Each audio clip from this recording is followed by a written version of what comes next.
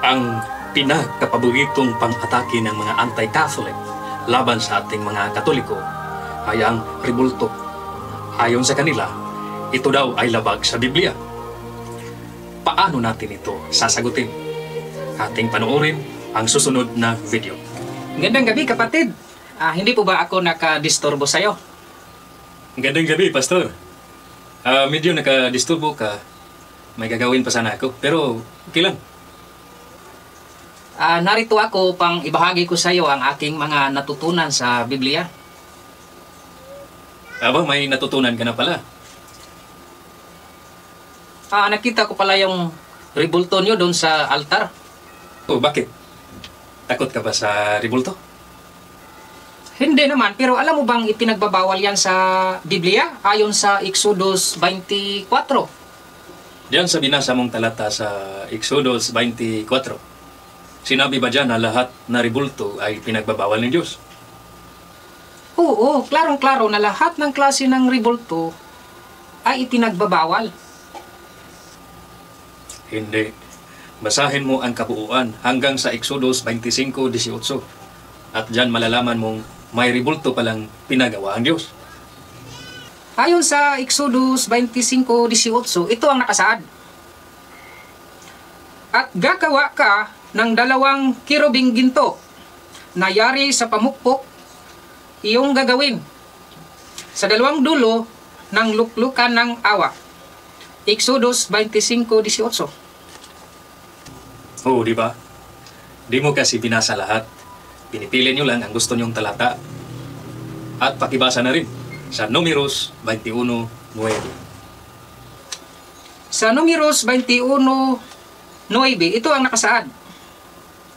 At si Moises ay gumawa ng isang inukit na ahas na yari sa tanso at ipinatong sa isang tikin, at nangyari na pag may nakagat ng ahas ay nabubuhay pagtingin sa ahas na tanso.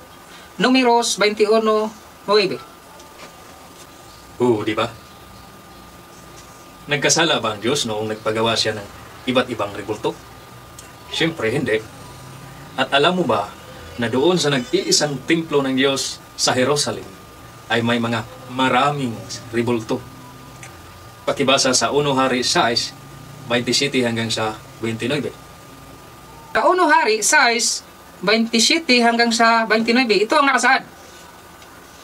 At kanyang inilagay ang mga kirubin sa pinakaloob ng bahay, at ang pakpak ng mga kirubin ay nangakabuka na anupat ang pakpak ng isa ay dumadaiti sa isang panig, at ang pakpak ng ikalawang kirubin ay dumadaiti sa kabilang panig, at ang kanilang mga kabilang pakpak ay nagkakadaiti sa gitna ng bahay. At kanyang binalot ng ginto ang mga kirubin, at kanyang inukitan ang lahat na panig ng bahay sa palibot ng mga ukit na larawan ng mga kirubin, at ang mga puno ng palma, at ng mga bukang bulaklak sa loob at sa labas. At ang lapag ng bahay ay binalot niya ng ginto sa loob at sa labas. 1 Hari 6:27 hanggang sa 29. Oo, di ba? Ang templo ng Diyos pala ay may maraming palamuti at rebulto. Kahawig pala ito sa mga simbahan ng Katoliko na may mga kirubin din at palamuti. Di katulad ng mga simbahan ng kulto mo na parang budiga ng bigas, dahil ang makikita mo lang ay ang 4 na sulok na puno ng bahay ng gagamba at mga nakatirang butiki. Pero yung mga rebultos sa templo ay inutos ng Diyos, habang kayong mga Katoliko hindi naman kayo inutusan. Mali po yan. Saan mo ba mababasa sa Biblia na nag-utos ang Diyos na lagyan ang templo niya ng mga rebulto? Magbigay ka ng kahit isang bersikulo.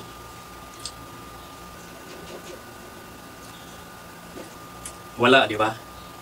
Dahil nga, hindi lahat ng rebulto ay bawal. Ang ipinagbabawal ay ang sambahin ang rebulto mismo bilang Diyos.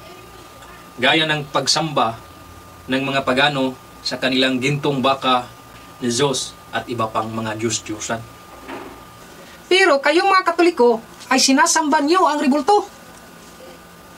Yan naman po ay maling paratang mo, Pastor. dahil walang Katoliko na tama ang pag-iisip na sumasamba doon sa rebulto mismo bilang Diyos. At wala kang mababasa na aral o doktrina ng Iglesia Katolika na nag-uutos sa mga Katoliko na sambahin ang mga rebulto bilang Diyos. Kung may mababasa kang turo sa Katoliko na sambahin ang rebulto mismo bilang Diyos, ay ngayon mismo aalis na ako bilang Katoliko. Meron ba? Di ko alam sa inyo, pero kung di nyo sinasamba ang mga rebulto, bakit kayo lumuluhod sa harap nito?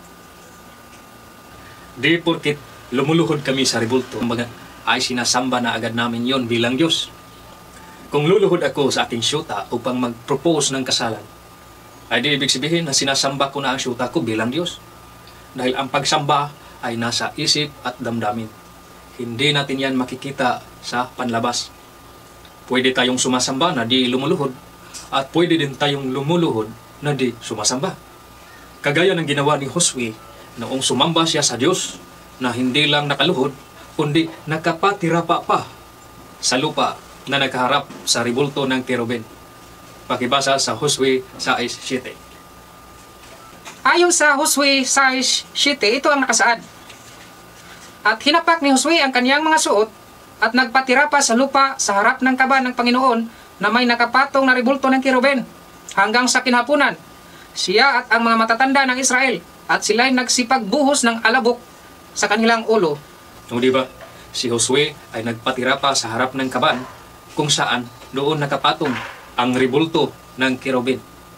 Nagkasala ba si Josue doon? Hindi, pero kahit nagpatira pa si Josue, nasa Diyos ang kaniyang isip at damdamin, hindi sa rebulto. Yun naman pala. Kung nakaluhod ang mga Katoliko sa rebulto, ang kanilang isip at damdamin ay nasa Diyos, hindi sa rebulto. Kagaya ng pagsaludo at pag-aalay ng bulaklak natin sa ating mga bayani kung saan humaharap tayo sa kanilang mga rebulto. Hindi ibig sabihin na nasa bato o sa bakal ang ating isip at damdamin. Ang rebulto o anumang representasyon ay hindi ipinagbabawal, basta hindi sambahin bilang Diyos. Kaya hindi lahat ng rebulto ay bawal, kundi ang mga Diyos-Diyosan lamang. At ang rebulto ng mga Katoliko ay hindi Diyos-Diyosan. Pero bakit nyo pinoprosesyon ang rebulto kung di nyo naman yan sinasamba? Bawal yan. Wala kang mababasa sa Biblia kung saan ipinagbabawal ang pagprosesyon ng rebulto. Bagkus ay may mababasa tayong nagpro-prosesyon ng rebulto sa Biblia. Pakibasa sa Josue 7:6.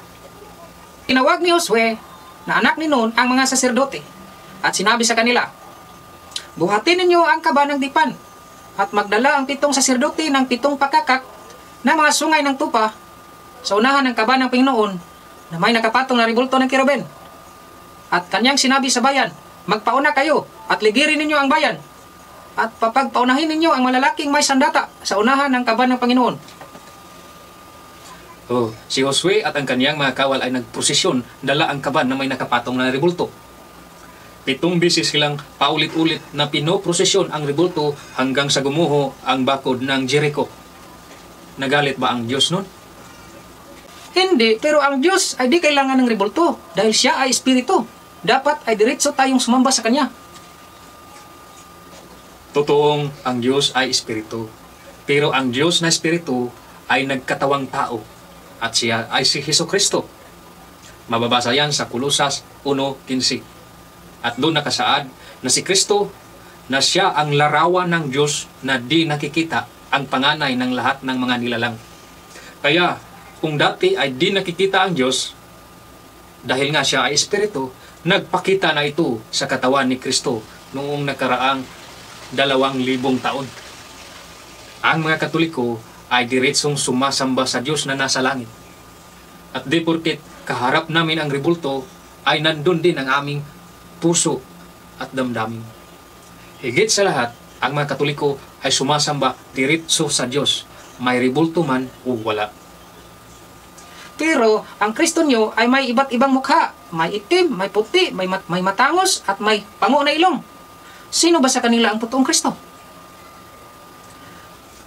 Ang representasyon o simbolo ay hindi kailangan na eksakto sa aktwal na taong sinisimbolo. Ang mga larawan at ribulto ay representasyon lamang na di kailangang eksakto dahil di naman namin iyon sinasamba.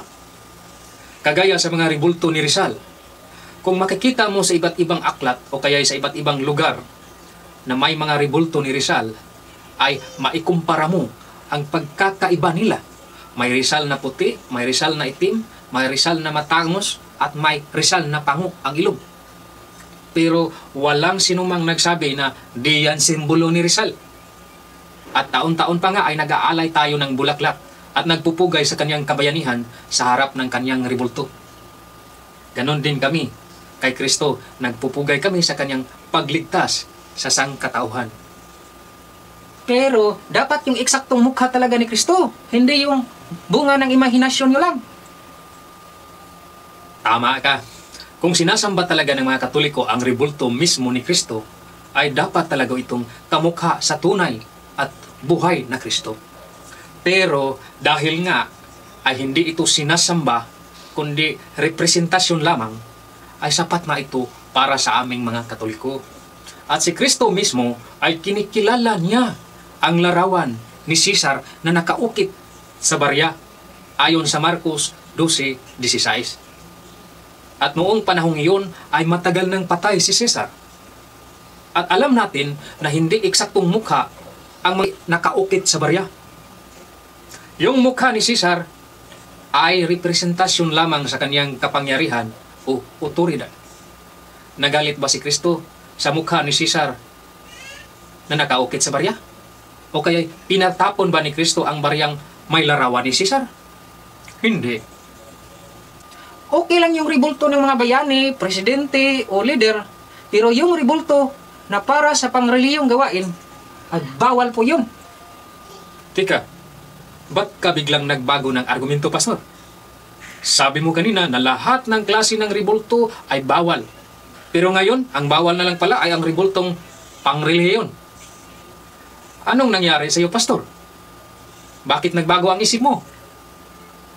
Di ba't ang mga ribulto doon sa templo ng Jerusalem ay ginamit para sa pangrelihiyong gawain ng mga Hudyo? At di ba ang ribultong ipinatong sa kaban ng tipan ay representasyon ng kanilang relihiyon? Kaya, sa pagpapalit-palit mo ng argumento, ay halatang hindi naman talaga lahat ng ribulto ay pinagbabawal.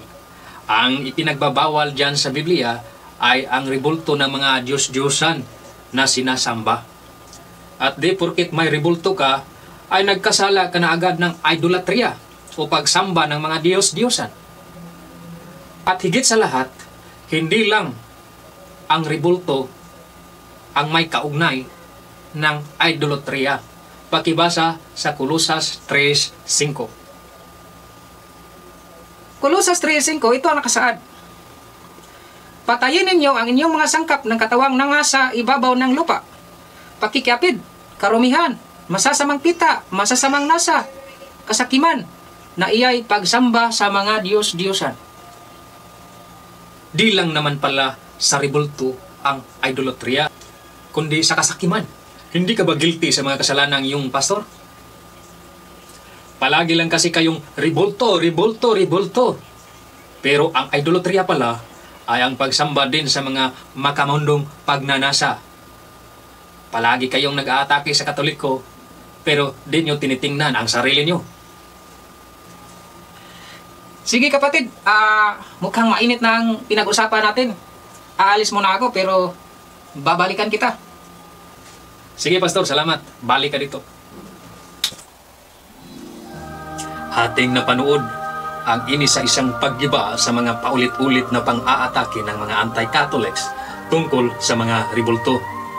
At naliliwanagan tayo na hindi lahat ng ribulto ay ipinagbabawal, kundi ang mga Diyos-Diyosan lamang. Sana ay magagamit natin ito upang maidipinsa ang ating mahal na paniniwalang Katoliko. At huwag kalimutang i-click ang subscribe button para sa mga karagdagang apologetic videos natin. Salamat.